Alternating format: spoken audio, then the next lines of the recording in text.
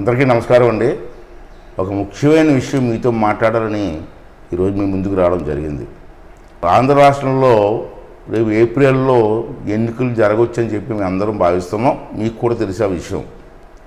అయితే ఈ ఎన్నికల్లో మరి ఓటర్ లిస్ట్ కూడా తయారైపోయింది. మరి 4 రోజుల క్రితమే 4-5 రోజుల క్రితం అనుకుంటాను ప్రభుత్వం మనకి ఓటర్ లిస్టులు కూడా పంపించారు. ఆ వాటర్ లిస్టులు అన్నీ కూడా మన దగ్గర ఉన్నాయి, మీ దగ్గర మా దగ్గర కూడా ఉన్నాయి. అంటే ప్రతి ఒక్కరూ కూడా వాటర్ లిస్టుని క్షుణ్ణంగా పరిశీలించండి. ఎందుకంటే ఈ జగన్మోహన్ రెడ్డి ఎట్టి పరిస్థితుల్లో కూడా వచ్చే ఎన్నికల్లో గెలవడానికి వీలు లేదు. రాష్ట్ర భవిష్యత్తు కోసం, మన పిల్లల భవిష్యత్తు కోసం జగన్మోహన్ రెడ్డిని ఎట్టి పరిస్థితుల్లో జైలుకి పంపించవలసిందే. దాంట్లో వేరే ఆలోచనే ఉండకూడదు. మనకి రాష్ట్ర భవిష్యత్తు కోసం అంటే జైలుకి పంపించాలంటే ముందు ఓడించాలి కదా. మనం ఓడించాలంటే మనకు ఓటు ఉండాలి కదా. అంటే జగన్మోహన్ రెడ్డి చేసేదంటే ఈ వాలంటీరీ వ్యవస్థని అధికారులు కొంతమంది పనికిమాలిన అధికారులు చేతిలో పెట్టుకొని ఈ ఓటర్ లిస్టులో దొంగ ఓట్లు జాయిన్ చేసి లేకపోతే మన ఓట్లు తీయించేసి గెలవాలని ప్రయత్నాలు స్టార్ట్ చేశారు. ఆల్రెడీ తెలిసిపోయింది అతనికి. రేపు ఎన్నికల్లో నేను జగన్మోహన్ రెడ్డి గెలడన్న విషయం తెలిసిపోయింది. ఓడిపోతే ఇంటికి కాదు జైలుకి కూడా పోతాడని అర్థమైంది. కాబట్టి ఏదోలాగా మన ఓట్లు తీసేసేయడం లేదా ఏదో ప్లాన్ చేసి దొంగ ఓట్లు జాయిన్ చేసి గెలవాలని చెప్పి ఒక ప్లాన్ చేస్తున్నాడు. అది కూడా అందరికీ తెలిసిన విషయమే. అయితే జగన్మోహన్ రెడ్డిని ఎట్టి పరిస్థితుల్లో ఓడించాలని మాట్లాడుతున్నాం. ఓడించాలంటే ఓటు ఉండాలి కదా. అంచేది వాటర్ లిస్టులు వచ్చాయి, కొత్తగా గవర్నమెంట్ ప్రింట్ చేసి పంపించారు ఎన్నికల కమిషను. ఆ వాటర్ లిస్టుని క్షుణ్ణంగా పరిశీలించండి. ఆ వాటర్ లిస్టులో మన పేర్లు ఉన్నాయా లేదా, మన బంధువుల పేర్లు ఉన్నాయా లేదా, మన తాలూకు అభిమానుల పేర్లు ఉన్నాయా లేదా, మన తెలుగుదేశం పార్టీ నాయకుల తాలూకు పేర్లు ఉన్నాయా లేదా, ఇవన్నీ కూడా పరిశీలించండి. పరిశీలించిన తర్వాత ఒకవేళ పేరు కానీ లేకపోతే మీరు అనుమానపడవలసిన లేదు. ఎలక్షన్ కమిషన్ మనకి టైం ఇచ్చారు. నామినేషన్ వేసి టైం ఇస్తారు మనకి. ఆ టైంకి 10 రోజుల ముందు వరకు కూడా మన టైం ఉంది. నామినేషన్ అయిపోయిన తర్వాత చేయడానికి అవదు. నామినేషన్ ముందు 10 రోజుల ముందు ఎప్పుడైనా సరే మీరు ఫారం 6 ఫిలప్ చేసిస్తే మీకు కంపల్సరీగా ఓటు ఇవ్వవలసిందే. దాంట్లో ఏ విధమైన ఇబ్బందులు ఉండవు. అది ఆల్రెడీ ఎన్నికల కమిషన్ మనకి అవకాశం ఇచ్చింది.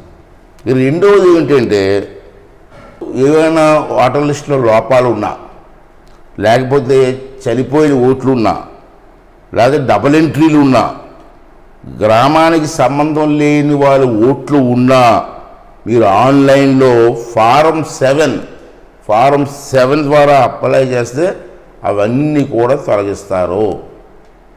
ఇది కూడా గుర్తుంచుకోండి మీరు. ఇది చాలా అవసరం. దీని మీద మీరందరూ కూడా బాగా జాగ్రత్తగా, మనది 3 నెలలు మనం కష్టపడితే 5 సంవత్సరాలు ఈ రాష్ట్ర భవిష్యత్తుని కాపాడే వాళ్ళని అవుతారు. కాబట్టి దయించి ఆలోచించి చేయమని చెప్పి ఈ సందర్భంలో మీ అందరికీ మనం చేస్తున్నాను. అలాగే ఎవరైనా అధికారులు, మన ప్రాంతంలో ఉన్న అధికారులు కొంచెం ఓవర్ యాక్షన్ చేసినా, తప్పుడు పనులు చేసినా మీరు వెంటనే మన కలెక్టర్ గారికి, అనకాపల్లి కలెక్టర్ గారికి, తర్వాత ఆర్డీఓ గారికి, తర్వాత ఎన్నికల కమిషన్కి కూడా కాగితం పెడితే వాళ్ళ మీద యాక్షన్ తీసుకుంటారు.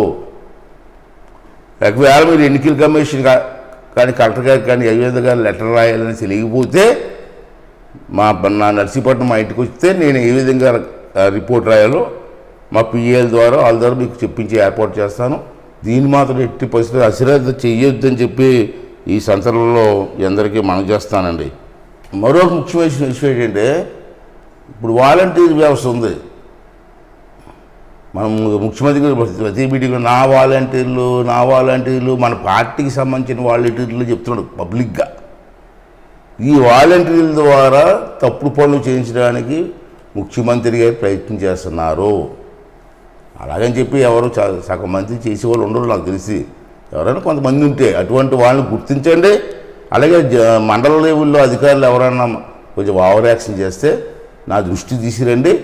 నేను ఎన్నికల కమిషన్ దృష్టి తీసుకెళ్ళి, కలెక్టర్ గారి దృష్టి తీసుకెళ్ళి వాళ్ళ మీద చర్యలు తీసుకునే ప్రయత్నం మనం చేద్దాం. ఎక్కడ అశ్రద్ధ చేయొద్దండి. ఈ రాష్ట్రానికి, రాష్ట్ర ప్రజలకి, మన పిల్లల భవిష్యత్తుకి చాలా ఎన్నికలు ముఖ్యం. కాబట్టి అందరూ అశ్రద్ధ చేయొద్దండి.